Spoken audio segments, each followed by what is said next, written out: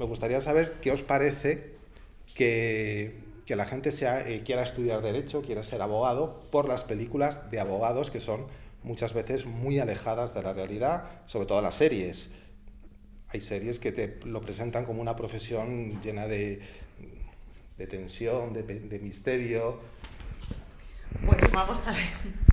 A mí no me parece ni bueno ni malo, lo que pasa que es un tanto irreal, sobre todo porque nosotros estamos acostumbrados, ¿vale?, a ver las películas o los juicios de las películas siempre en el derecho americano. O sea, el derecho español y los juzgados españoles son completa o radicalmente diferentes. Entonces, si una persona estudia Derecho y piensa que, pues como en la serie está Suits, el juez y la ornamentación del juzgado o la sala en concreto te va a recibir como si fueses, pues no sé, la Santa Comparsa y Dios y el Espíritu Santo, pues estás muy equivocado, porque esto no es así en la vida real, ¿vale? Los abogados somos una pieza importante del tablero, ¿vale?, pero ni muchísimo menos somos tratados. Muchas veces muchos compañeros nos quejamos de la falta de trato y de la poca atención que se tiene para con nosotros. Totalmente de acuerdo con lo que dice mi compañera. Vamos a ver, la parte glamurosa, que es lo que se ve normalmente en las series, en las películas americanas a las que estamos acostumbrados, es años luz a lo que tenemos nosotros. Los abogados y fundamentalmente las abogadas somos los grandes maltratados y las grandes maltratadas del sistema. Aquí hay cero conciliación, una carencia de medios absoluta y desde luego todo lo más alejado al glamour que nos transmiten las series. Aún así, pues está muy bien todo lo que sea difundir la profesión y dar una visión, aunque no es la que se corresponde, porque el sistema americano no tiene nada que ver con el nuestro. Desde luego, bienvenido. Y ahora ya centrándonos en la película de Clint Eastwood, ¿por qué creéis que en España el juicio con jurado popular no está tan asentado como en Estados Unidos? ¿Es por a lo mejor la cultura anglosajona? Incluso la propia película de Clint Eastwood lo pone en cuestión cuando hay un personaje dentro de, no sé si os acordáis, uno de los miembros del jurado, que es un chico que es como muy pasota, ¿no?, que le dicen, a ver tú, ¿inocente o culpable? Y dice, pues culpable. Como que ahí la película hace una crítica, ¿no?, porque dices, bueno, ¿qué es esto?, ¿no? ¿Por qué crees que en España hay tanta reticencia? Incluso a lo mejor incluso en Estados Unidos también la hay, porque la película así lo muestra, ¿no? A ver, nuestro derecho es completamente distinto al americano, ¿vale? Es más, la ley del jurado es del 95, o sea, llevamos muy pocos años de bagaje. Y en nuestro país este tipo de procedimientos se deja o se enmarca para determinado tipo de delitos, ¿vale? En Estados Unidos son todos los delitos, ¿vale? Aquí exclusivamente se trata de una serie muy concreta y específica de delitos, ¿vale? Luego, en relación a la exposición o a la crítica que se hace en la película sobre la capacidad de los miembros del jurado, bueno, evidentemente aquí es algo parecido, es decir, uno no elige ser jurado, es más, cuando a uno le llega la carta designándole o nombrándole como miembro de un jurado, hay una especie de entrada o de vistilla previa donde casi todo el mundo que puede, pues igual que cuando a uno le toca ser mesa electoral o intenta excusarse, pues aquí igual, ¿vale? Es decir, hay una serie de especificaciones o precisiones que a uno le pueden exonerar de ser jurado, ¿vale?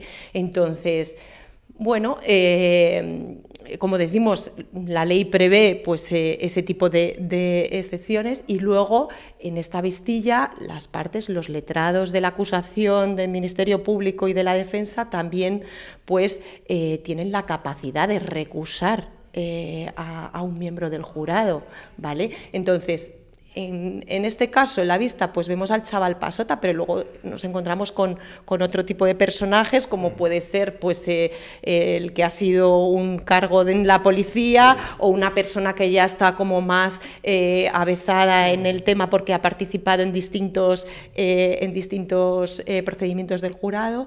Entonces, realmente, este tipo de figuras hacen que el jurado sea completo, porque tienes distintos perfiles que a lo mejor necesitas para enjuiciar un caso. Es más, se va viendo cómo las dudas se generan, se siembran y se transmiten entre los miembros del jurado, que es un poco luego lo que lleva a, de alguna manera, a dar un enriquecimiento a la hora de ofrecer. O sea, que vosotros también hacéis eso que es tan cinematográfico, de elegir, de recusarse, dice, ¿no? Que dices, este no nos vale por tal. Sí, está previsto en la ley, hay lo que se llama la vista de excusas y la vista de recusaciones. Las vistas de excusas son los que plantean los propios jurados que han sido preseleccionados para formar parte, y estas excusas pues pueden ser de todo tipo, porque como bien decíais antes, todas las personas somos reticentes cuando nos llega la famosa carta de me han seleccionado. Madre mía, lo que me ha tocado es una responsabilidad, es un medio extraño, y sobre todo no tenemos esa cultura y esa tradición que tienen en América. Entonces, en esa vista de excusas pues se puede plantear desde obligaciones familiares, obligaciones laborales, cuestiones de edad, incluso si has sido varias veces jurado en un periodo relativamente corto de tiempo, y esa vista de excusas que plantean en principio los propios candidatos son examinadas, los abogados, los fiscales, la defensa, la acusación, hacemos alegaciones sobre lo que nos parece que hayan planteado o no, y el juez las determina si admite o no admite. Y a su vez, nosotros como abogados y como abogadas intervinientes en el procedimiento, hacemos una serie de preguntas a los miembros del jurado para determinar cuál es el perfil idóneo para ese jurado que tenemos que seleccionar. Las defensas y las acusaciones del fiscal pueden recusar a hasta cuatro miembros del jurado, y normalmente lo hacemos, y hacemos todo tipo de preguntas que van, pues, por ejemplo, de carácter personal. Se me ocurre, por ejemplo, el último jurado en el que yo estuve fue un tema de un asesinato, de violencia de género, y lo que le preguntábamos a los miembros del jurado, pues, por ejemplo, a los varones, eran si tenían hijas, y si tenían hijas de edades similares a las que a la víctima de ese asesinato, o si habían vivido de forma personal o a través de su familia una situación de violencia de género, y qué opinión les ofrecía todo aquello, porque todos estos condicionantes y estas predisposiciones que tienen los miembros del jurado son los que nos van a determinar si, bajo nuestra perspectiva y en función de la posición que estemos asumiendo, nos va a ser un miembro válido o no nos va a ser un miembro válido, y así hasta seleccionar a los 9 miembros de jurado más 2 suplentes que tenemos que tener aquí en España. Una pregunta que os quería hacer, ¿son 12? No. En España son 9 miembros de jurado y 2 suplentes. Y luego, por ejemplo, en la película vemos que no pueden ellos actuar por su cuenta, ni investigar, ni... No, para nada. El sistema judicial es totalmente distinto al que hay en Estados Unidos. Aquí, por supuesto, no pueden investigar, no pueden actuar.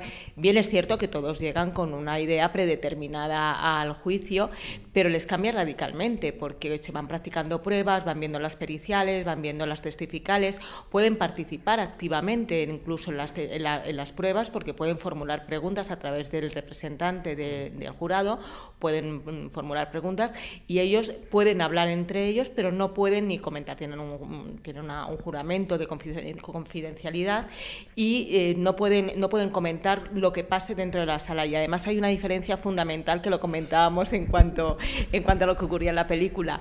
Cuando se terminan aquí en España, cuando se terminan de practicar todas las pruebas y se inicia lo que es el veredicto, para lo cual el presidente de sala les da una especie de cuadernillos en los que se les determina de forma muy exhaustiva los hechos sobre los que se tienen que pronunciar y los quórum que tienen para votar, se les aísla.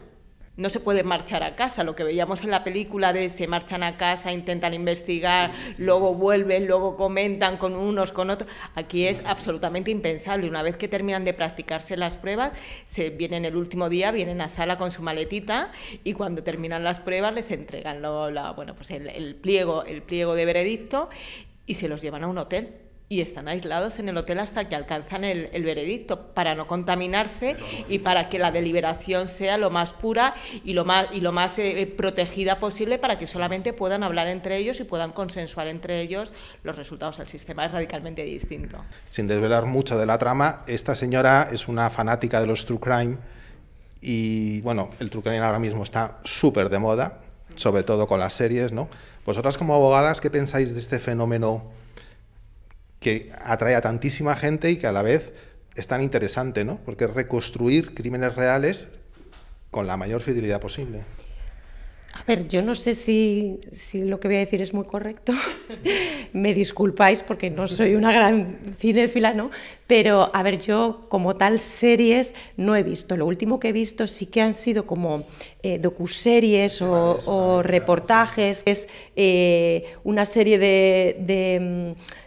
una especie de capítulos, son series como muy cortitas de 4 o 5 episodios donde recrean lo que es un juicio que a lo mejor ha sido como muy mediático. El último que yo he visto es el de la Guardia Urbana. Sí. Me gustó muchísimo porque lo hacen magistralmente, es decir, extraen de lo que es el material judicial que han podido conseguir como medios de comunicación y lo hacen como en un compendio, por bloques, ¿no? Entonces, la versión de ella por un lado, la versión de él por otro lado, después lo que sale a pesar de lo que se ha practicado en la instrucción de la causa, lo que sale en el juicio y cuál es el veredicto, ¿no? Entonces, ahí es muy fácil ver las contradicciones, cómo de lo que se inicia o cómo se inicia en un primer momento esto va cambiando a lo largo del capítulo y cómo luego todo esto pues en muchas ocasiones no se refleja en la sentencia. Entonces, a mí particularmente me gusta esto así porque es como más real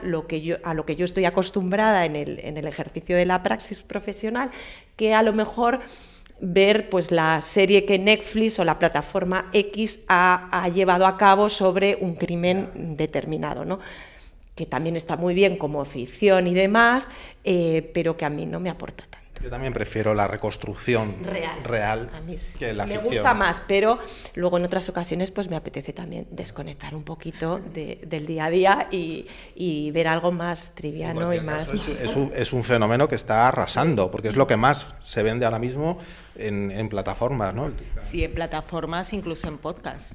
Yo he tenido mi época de criminopatía cuando iba en el coche y sí es cierto que, bueno, el género está bien, lo que pasa que bajo mi punto de vista tampoco tiene demasiado de real, está muy guionizado. Es lógico que tienen que dar un contenido y que muchas veces las sentencias y el procedimiento judicial es mucho más conciso. Es decir, muchas veces en los podcasts, incluso en el género, tanto en series como en películas, lo que se ofrece es una dimensión demasiado subjetiva que no puede ser objeto de prueba. Es decir, se nos pretende que nos metamos dentro de la mente del criminal para saber lo que en ese momento estaba pensando y lo que le llevaba a tal. Eso en un juicio no puede ser objeto de prueba. En un juicio nos limitamos a hechos objetivos, es decir, cogió el arma, le dio 3 puñaladas en tal sitio y atacó a tantos órganos vitales. Pero la motivación del por qué y cómo lo hizo y qué pensó y qué se le pasó, eso es imposible y sin embargo en el género aparece perfectamente guionizado precisamente por eso, porque hay que dotarlo de contenido. Entiendo que es, yo soy aficionada, vamos, que entiendo que es un género entretenido, que desde luego ahora mismo está muy de moda y es muy, muy enriquecedor, pero no se corresponde con la realidad tampoco. En la película el personaje de Toni Collette, que es la fiscal, hay un momento que da un discurso, ¿no? Porque ella quiere ascender en su carrera y da un discurso y habla de que está muy preocupada y muy ocupada por el tema de los abusos a las mujeres, de la violencia de género, ¿no? Vamos a entrar, ya que la película también toca ese tema, ¿no? Pues la pareja del bar tiene una relación muy tóxica. ¿Qué os parece cómo se ha tratado este tema en el cine, ¿no? Yo os recomiendo una película, no sé si la habéis visto, que se llama Solo una vez. Sí. ¿La viste? A mí me parece que es la película que mejor refleja el problema. La más famosa que Te doy mis ojos, ¿no? Bueno, yo he visto las dos películas y son dos visiones distintas. A mí me parece interesantísimo que el cine aborde estos temas, y además que los aborde desde nuestra perspectiva de España, las situaciones en España, porque son las que tenemos más reales y con las que las posibles víctimas, por ejemplo, se pueden identificar. Uno de los problemas que tenemos nosotras y lo que vemos en nuestra práctica diaria, porque nosotros además nos dedicamos preferentemente al tema de violencia de género, es que muchas veces a las víctimas les cuesta mucho trabajo el reconocer su condición de víctima, el reconocer unos hechos de los que están siendo víctimas y ponerles etiqueta de soy una víctima de violencia de género, porque no reconocen esas situaciones.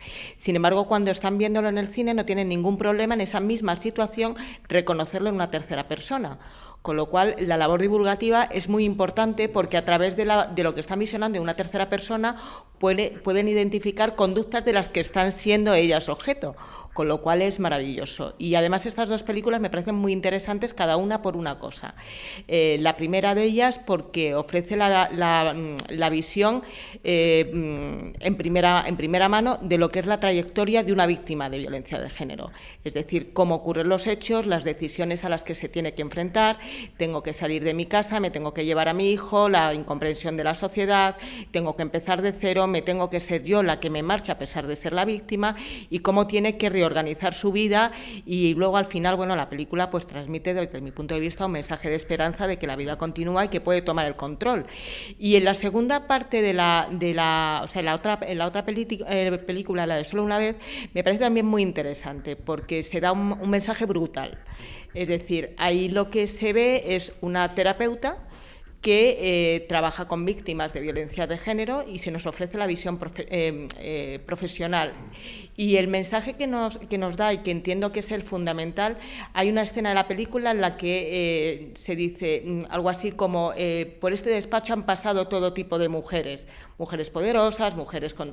Y ese es el mensaje que hay que dar, porque muchas veces hay un estigma y una vergüenza reconocer soy víctima de violencia de género. ¿Por qué? Porque pensamos que las víctimas de violencia de género son mujeres que no tienen una formación, que no tienen una educación, que tienen dificultades, que tienen una familia desestructurada, y todo lo contrario. La violencia de género no está libre ninguna mujer, por poderosa que sea, por importante que sea, a nivel económico, a nivel afectivo, a nivel profesional, a todos los niveles.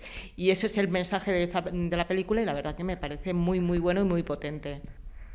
Yo, particularmente desde mi punto de vista, que soy abogada en un punto de violencia sobre la mujer de aquí de la Comunidad de Madrid, estoy completamente de acuerdo con mi compañera Isabel.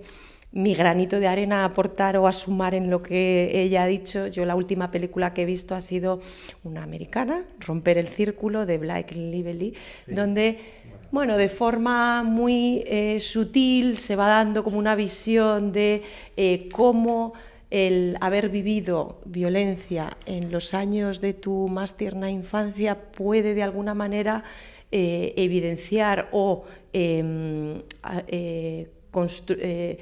formar parte de tu vida personal cuando tú ya te has formado como mujer, y cómo repetimos conductas y patrones aprendidos. Y de ahí qué importante o cuán importante es la educación de nuestros niños, el que todo esto se transmita a nivel educativo, el enseñarles desde muy pequeños qué constituye, qué es violencia digital, que están bueno, pues nuestros jóvenes y adolescentes a la orden del día. Muchas compañeras hablamos sobre lo que es la violencia digital y que no está reconocida como tal, y qué importante es esto, ¿vale? Y en esta película trata el tema y se da una visión pues un poco, a mi modo de ver, pues positiva a la hora de decir, bueno, pues con esto yo puedo también terminar, es decir, tengo la última palabra a la hora de decir hasta aquí ha llegado, hasta aquí la influencia paterno-filial y hasta aquí el círculo.